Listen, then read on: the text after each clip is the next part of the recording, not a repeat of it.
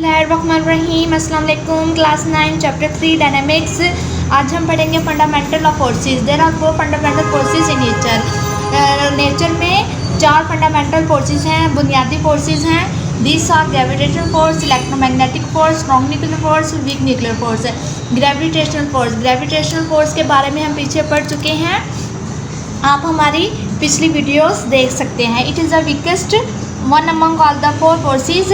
ये 4 फोर्सेस में से सबसे कमज़ोर फोर्सेस होती हैं। Being a long range force it extend finite distance although it become weaker and weaker.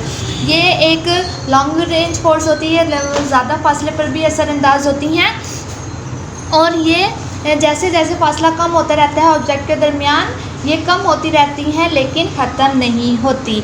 मिसाल के तौर पर जब आप बॉल ऊपर फेंकते हैं तो वो वापस नीचे आ जाता है, उसके ऊपर ग्रेविटेशन फोर्स असरअंदाज हो रही होती है जो ज़मीन जिसे अपनी तरफ खींच लेती है और वो वापस ज़मीन पर ही आ जाती हैं। Electromagnetic forces it is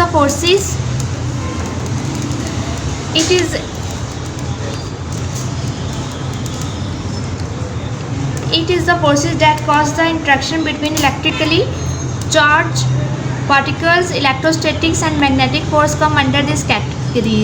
These are long range forces. The area in which these forces act are called electromagnetic field. Electromagnetic force are stronger than the gravitational and weak nuclear force. These force cause all chemical reaction. It binds together atoms, molecules and crystal etc. At microscopic level it is a possible cause of friction. It is a possible cause of friction between the different surface in relative motion.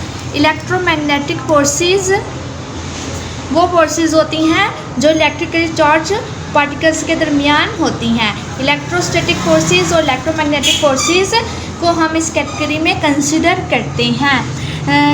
ये एक long range forces होती हैं और ये एक area के अंदर जो जिस एरिया में ये असरअंदाज हो रही होती हैं उसे इलेक्ट्रोमैग्नेटिक फील्ड कहते हैं। Electromagnetic force are stronger than the gravitational and weak nuclear force. Electromagnetic force gravitational force और वीक न्यूक्लियर फोर्स से ज़्यादा ताकतवर होती है। दिस फोर्स कॉज और केमिकल रिएक्शन, ये सारे केमिकल रिएक्शन की सबब बनती है। It binds together all molecules and crystal, ये क्रिस्टल मॉलिक्यूल्स और एटम को जोड़े रखती हैं। At microscopic level it is a possible cause of friction. अगर बड़े लेवल पर देखा जाए तो ये फ्रिक्शन चीज़ों के दरमियान रिलेटिव मोशन की फ्रिक्शन भी इसके ही सबब होती है। मिसाल के तौर पर जब हम ज़मीन पर चलते हैं तो पाँव और ज़मीन के दरमियान रगड़ पैदा होती है जिसके जो इलेक्ट्रोमैग्नेटिक की वजह से होती है। अब एक जब H2 ऑक्सीजन और जब हाइड्रोजन कंबाइन होकर वाटर बनाते हैं तो उसमें जब इलेक्ट्रॉन ट्रांसफ़र हो रहे होते हैं तो वो भी इलेक्ट्रोमैग्नेटिक की ही वजह होती हैं।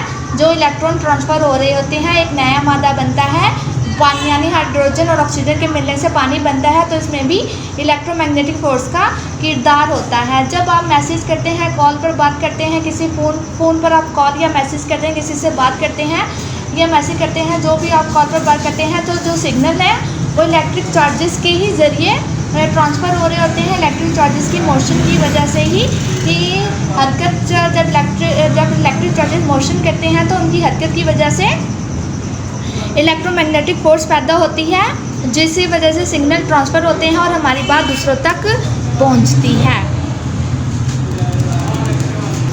जब आप बल्ब ऑन करते हैं उसमें भी इलेक्ट्रॉन की ट्रांसफ़र हो रही होती है, इलेक्ट्रिक चार्जेस ट्रांसफ़र कर रहे होते हैं, हरकत कर रहे होते हैं, जिसकी वजह से इलेक्ट्रोमैग्नेटिक फोर्स पैदा होती है और हमारा बल्ब रोशन होता है।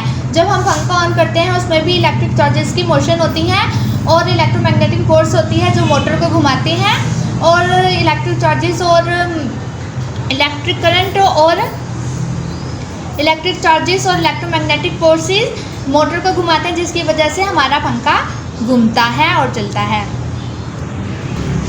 Strong nuclear force it holds the atomic nuclei together by binding the proton and neutron in the nucleus, overcoming repulsive electromagnetic force between positive charge proton. It is also a short range force with the order of 10⁻⁻40 meter. If the distance between the nucleon increase beyond this range, this force ceases to act.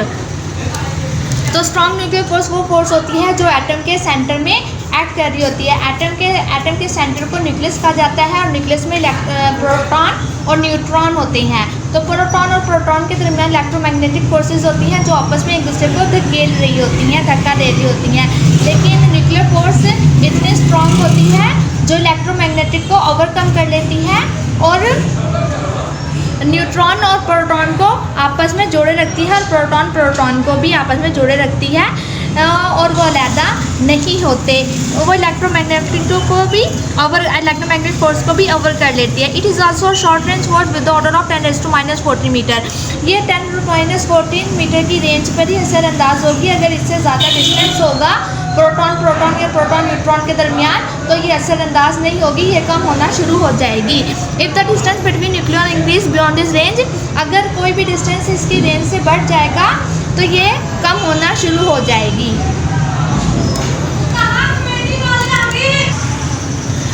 Weak nuclear force is responsible for the disintegration of a nucleus. For example, the weak nuclear force execute the beta decay of a neutron in which a proton transform into proton. In the process of beta particle and uncharged particle called antineutron are emitted. In other words, we can say that due to weak nuclear force, radioactive decay of atom occur. Weak nuclear force is stronger than the gravitational force but weaker than the electromagnetic force. It is a short range force of the order of 10⁻⁷ metre. Weak nuclear forces nucleus के टूटने का बायस बनते हैं। For मिसाल के तौर पर week nuclear force beta decay को ऑफ न्यूट्रॉन को एग्जीक्यूट करता है इन विच अ प्रोटॉन, जिसमें न्यूट्रॉन प्रोटॉन में तब्दील हो जाता है। इस प्रोसेस में, इस अमल में बीटा पार्टिकल और एक अनचार्ज पार्टिकल खारिज होता है जिसे एंटी न्यूट्रिनो भी कहते हैं। मिसाल के तौर पर जब बीटा डिके होता है तो बीटा डिके के प्रोसेस में एक रिएक्शन होता है, एक प्रोसेस होता है जिस प्रोसेस में एक बीटा पार्टिकल इमिट होता है और एक अनचार्ज पार्टिकल इमिट होता है जिसे न्यूट्रिनो कहते हैं। ये प्रोसेस तब होता है जब न्यूट्रॉन प्रोटॉन में तब्दील होता है। In other words, we can say that a nuclear force radioactive decay of atom occur. ये रेडियोएक्टिव डिके जो एटम होते हैं, बीटा डिके रेडियोएक्टिव एटम में के प्रोसेस में होता है।